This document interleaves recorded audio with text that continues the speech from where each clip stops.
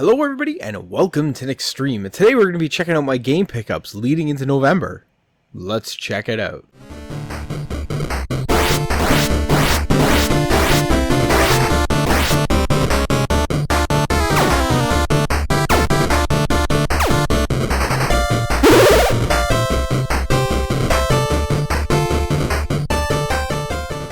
Hello everybody, welcome back. If you haven't already, hit that subscribe button down below and let's get into these pickups. We're going to do the same as usual. We're going to start and go from new games to old games. So let's get into this. Okay, starting off we got Mario Kart Live Home Circuit. Now this guy here is a super cool, awesome, amazing AR racing game for the Switch.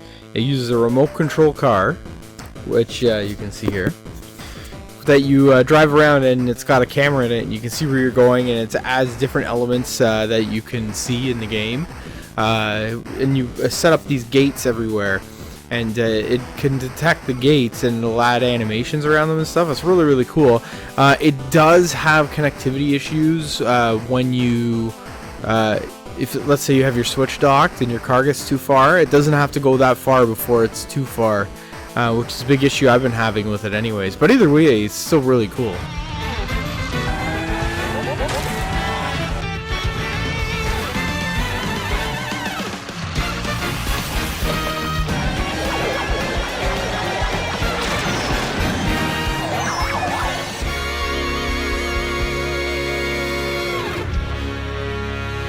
Next up, I got a pile of Switch games that we're going to quickly cut through. Starting off, we have Little Nightmares on the Nintendo Switch. This is an awesome third-person game where you go around and you have to watch out for these creepy dudes that are trying to catch you. It's more of like a stealth game, but there's puzzle elements as well. It's a good game. It's not too long, which is what I like these days. So it's real cool and creepy. Check it out. We got a sequel coming out in February.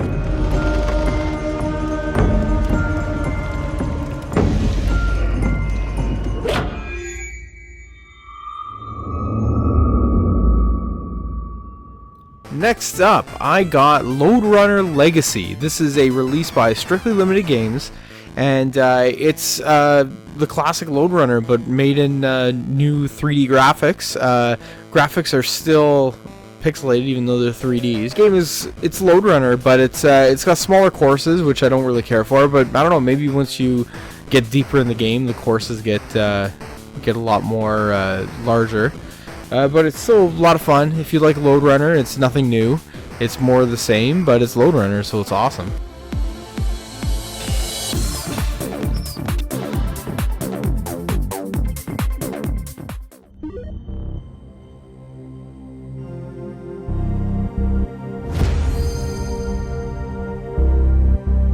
Next up, we have Rayman Legends Definitive Edition. Now, this is a super cool side-scroller. It's 4-player. You can play it 4 players at the same time, which is awesome. Like 4 players couch co-op. Love that when they include it in games. This is super fun, and it's really a good time to check out. And it's a super cheap game as well. So check it out if you can.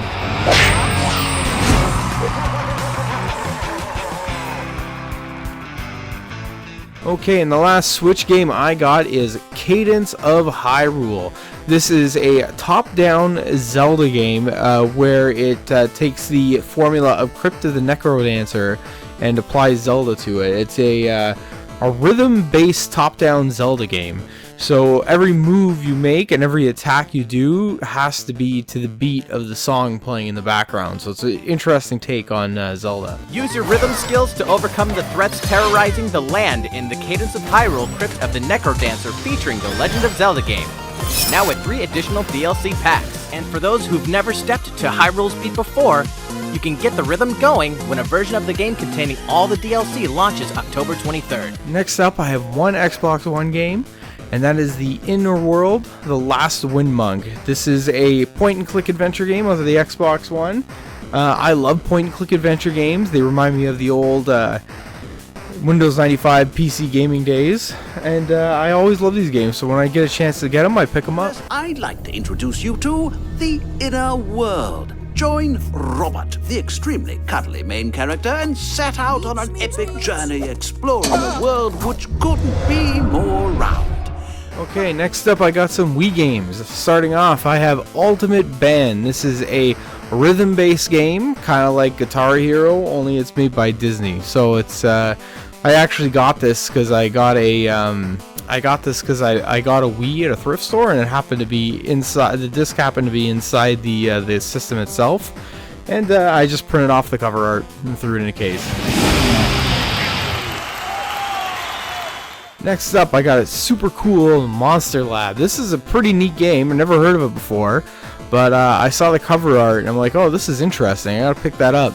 And it's really interesting. It's essentially a turn-based RPG where you make your monsters' body parts, and you make them in a lab and you attach them to your monster, and then you fight other monsters and you attack their arms, you attack their legs, you attack their head, and then if you hit them in the arms enough, their arms will pop off. So it's a pretty cool game. I would check this out if you've never heard of it. Deep in the darkness of Uncanny Valley, an old evil emerges, and the Mad Science Alliance needs your help. Monster Lab. Next up, I have Death Jr., The Root of Evil. This is a third-person platformer where you play Death Jr., this little skeleton zombie dude, and it's also got split screen co-op, so that's definitely worth checking out with a friend. I hear it makes the game a lot easier if you do split screen because you technically can't die, so it's a good time. Now where am I supposed to go? Next up, I got one PS3 game, and that is Castlevania Lord of Shadows. This is a third-person Castlevania game. It's in 3D, and it plays like God of War. So this was Konami's take of reviving Castlevania, but it's a God of War type game and not a Metroidvania type game. So it's different gameplay than you'd expect out one of these. It is written that a pure-hearted warrior will claim the power of the Lords of Shadow as his own.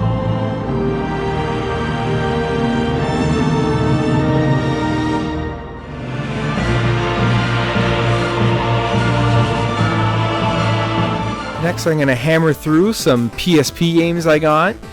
Starting off with Thrillville, which is a essentially roller coaster tycoon type game, but I hear it's not as good. I get the keys to a theme park, and I am in charge of everything. I start out building the biggest, baddest roller coaster in the world, something that would totally freak out my friends. I think I wet myself! Next up, I got the original pirate game, Sid Meiers Pirates. Now this game is essentially what Assassin's Creed 4 is, only you take all the Assassin's Creed stuff out of it. So there's not really any good combat or anything like that, but all the other elements of Assassin's Creed 4 are in this game, where you take different areas and all this stuff. Yeah, this game is a lot of fun. I had a lot of time playing this when it came out originally. Not on the PSP. What did I originally play it on? I think I originally played it on the computer. Either way, this game is awesome, and I would check it out.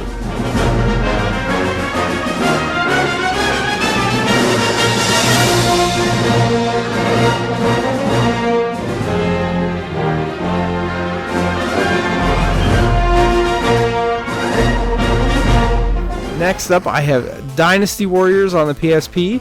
This is the Warriors games. It's just like 1 versus 100 combat with killing thousands and thousands of enemies as you run through the game levels. These are a ton of fun. They're just button mashers, and you just get through tons of guys in these levels. Very repetitive gameplay, but it's also a lot of fun to pick up and play.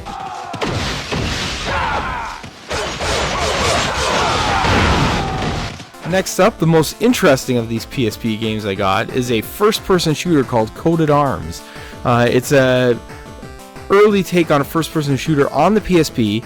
They tried to get creative with the controls because the PSP doesn't have a second analog stick and it's a first-person shooter. But from what I understand, it plays pretty good. So this is supposed to be a decent game. Check it out if you're interested in a first-person shooter on the PSP.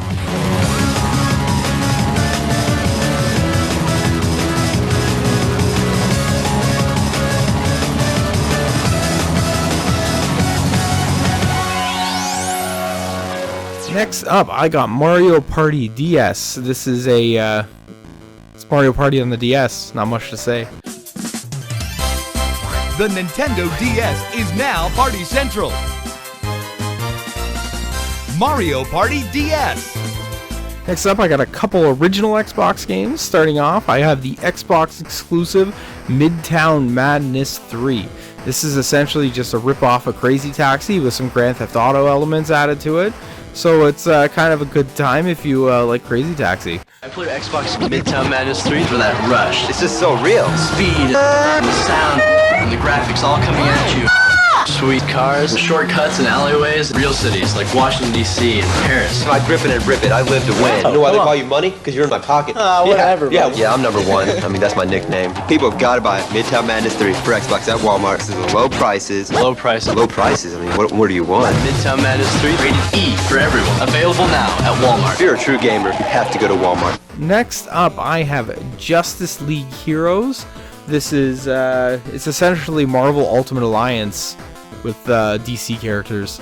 That's pretty much what it is. Faster than a speeding bullet. More powerful than a locomotive. Able to leap tall buildings in a single bound. Look, you're not Superman, okay? Where the world needs heroes. No one else is in their league. I'm telling you, I flew before. Sure did, Dad. Come on, let's go home. I'll buy an ice cream. Justice League Heroes. Rated T for Teen. Okay, I got a PlayStation 1 game, and that is V-Rally 2 Need for Speed. This is essentially EA's Need for Speed, but taking into a dirt type atmosphere where it's rally racing.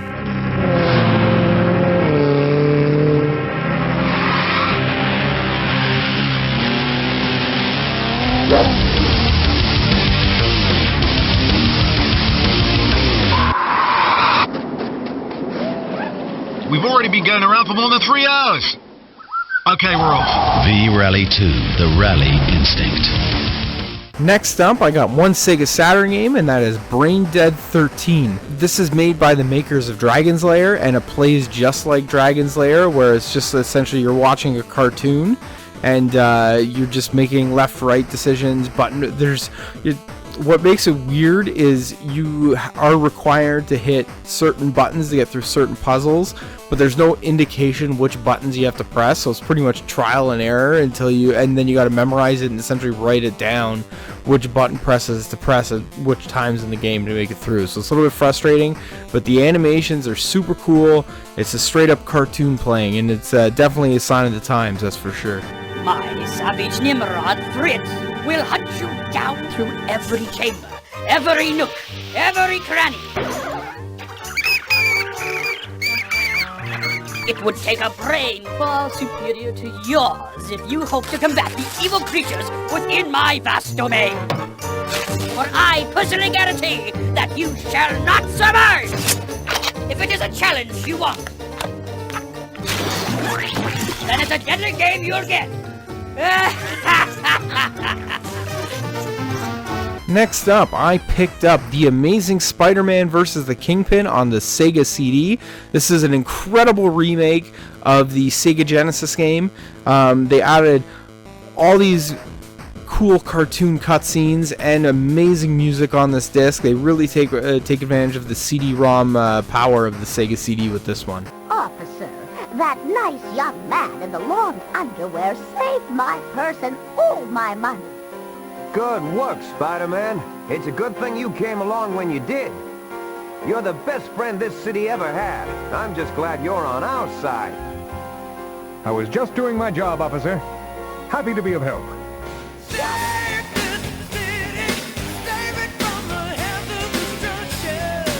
Next up, I have one N64 game, and that is Hey You Pikachu. And this is a game where you would, essentially it comes with a microphone and you can talk to Pikachu in it. Pikachu, let's play. Pikachu, dance.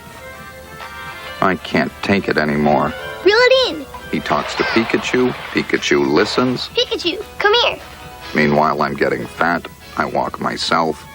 Where's the love? Hey You Pikachu for N64. Rated E for everyone. Good for you, bad for pets. Looking for love here. Okay, moving into cartridge-based games, I have a couple of Super Nintendo games, starting off with Final Fight. Yeah, Final Fight, the first side-scroller beat-em-up on the Super Nintendo. It is mediocre at best, but Super Nintendo is known for this game. Everybody who had a Super Nintendo likes to talk like this is the be-all and end-all of side-scroller beat-em-ups. It is not. Streets of Rage 2 is. But this is still a good time. But the only issue with Final Fight on the Super Nintendo, it is only one player, which is annoying. They don't add two-player functionality until Final Fight 2. But it's still one to have.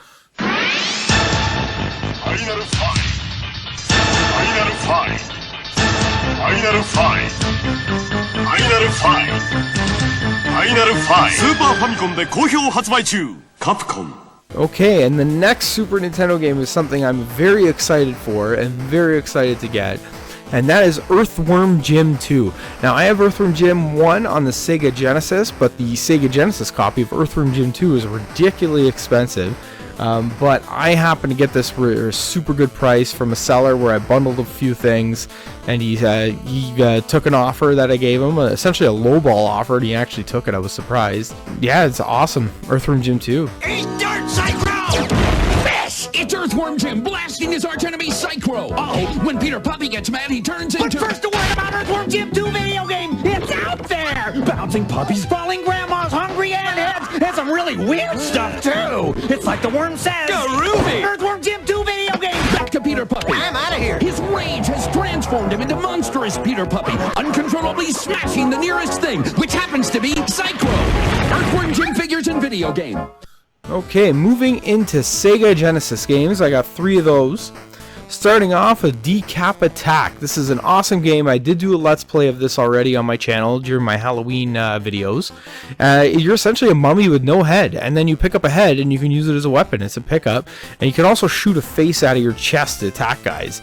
It's a cool platformer. I would check it out. It is one of the games that the Sega Genesis is known for. So yeah, check this one out.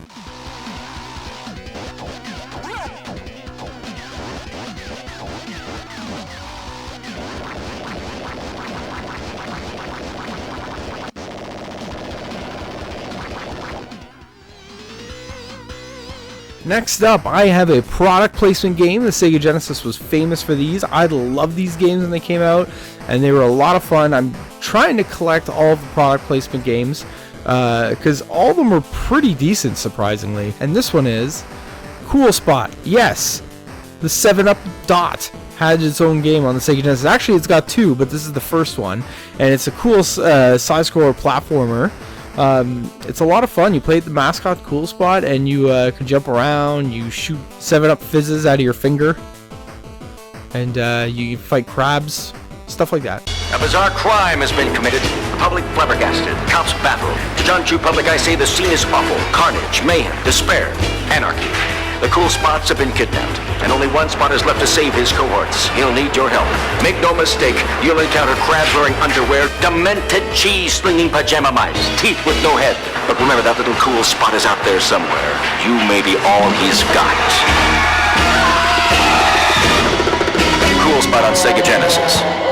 Okay, my last Sega Genesis game is another product placement game, and that's Mick and Max Global Gladiators. This is a McDonald's branded game. It has an intro with that specifies the McDonald's elements of the game.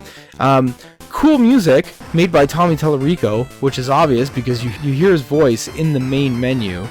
And it's a side-scroller shooter platformer. You're kids with like these squirt guns, and you shoot some goo to kill some green goo. It's actually decent. I would check it out if you've never heard of it. Nicht stolpern, Leute. Jetzt kommt die Werbung! Sega und Virgin präsentieren Global Gladiators. Die beiden McDonalds-Helden Mick und Mac geben Müllalarm. Knipsen Schleimmonster von der Platte und retten die Umwelt. Die Global Gladiators kämpfen für dich auf dem Mega Drive, dem Master System und dem Game Gear. Capisce? Die schönsten Pausen sind Sega! Next up, moving into NES games, my first one that I got is Time Lord. This is published by Milton Bradley and developed by Rare. It's a cool side-scroller beat-em-up game with puzzle elements where essentially you go through the levels trying to figure out ways to collect these orbs so you can time travel to the next level. And it's got a lot of period pieces in it, so it's pretty interesting. You could tell it's made by Rare because the animation kind of looks a little bit like Battletoads, so I would check it out, it's interesting. And it's a cheap game too. Avec Time Lord, voyage dans le temps et affronte les guerriers du futur et du passé. Les chevaliers, les cow-boys, les pirates, les commandos et les robots. Mais il te faudra aussi vaincre le temps. Time Lord, du nouveau pour ta console Nintendo. Next up, I have Section Z. This is a side-scroller shoot-'em-up made by Capcom, where a guy who flies around on his rocket pack, and it's actually kind of neat because when you fly around, and if you happen to go down enough on the screen and land on the ground, the rocket pack will shut off and you'll kind of run across the floor. So it's a little bit interesting in that aspect. It's also interesting because the A and B buttons shoot in different directions. So if you press A, it'll shoot right. If you press B, it'll shoot left, which comes in handy in this game as you're running through, because sometimes you'll go into a vertical plane and you'll have to shoot enemies on your left and right. It's a very interesting and very well made shoot 'em up.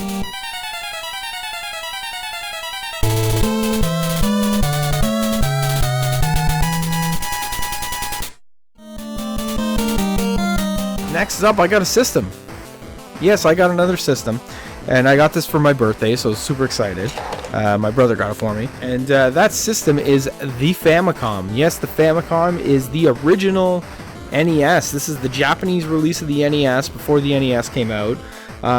It's an interesting system because the controllers fit into the side here, but they're also attached into the system. So if you get a system with a bum controller, well, you're kind of in trouble there because you can't swap your controllers out unless you take them apart. So anyways, cool system. It's a top loader unlike the NES. We're checking out, and yeah, I was very happy to get this. It plays great. I hooked it up to my TV. It plays awesome.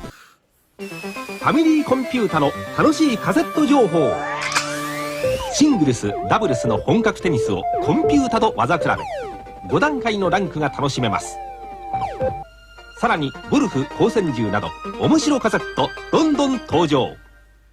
And for the Famicom came a couple games with it. Starting out, I got the Famicom version of Super Mario Bros. 3. What's interesting with the Famicom cartridges, which I really like about them, is they're all color-coded. So they all have cool colors. Every cartridge is a different color, unlike the North American, or the rest of the world release, essentially, of the NES, which has all just gray cartridges.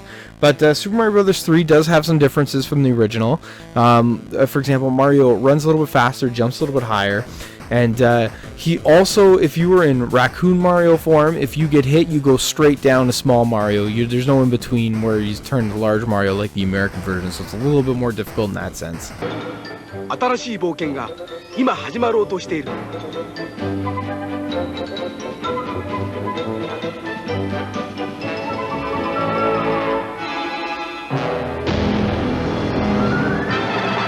愛よ、勇気を奮い立て。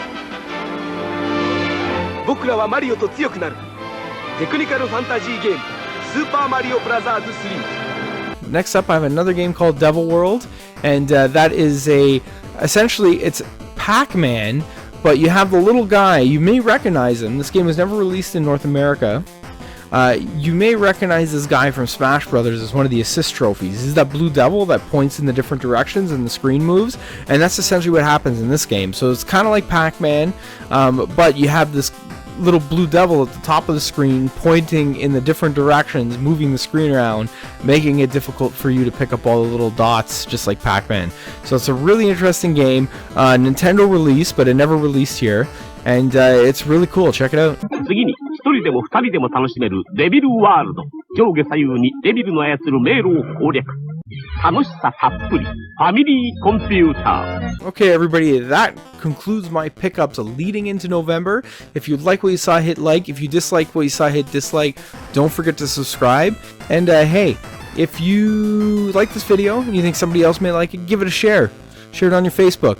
Share, maybe, I don't know, you can't really share it on Instagram, but share it where you can. Share it on Twitter, whatever. Give this video a share if you liked it. We'll see you later.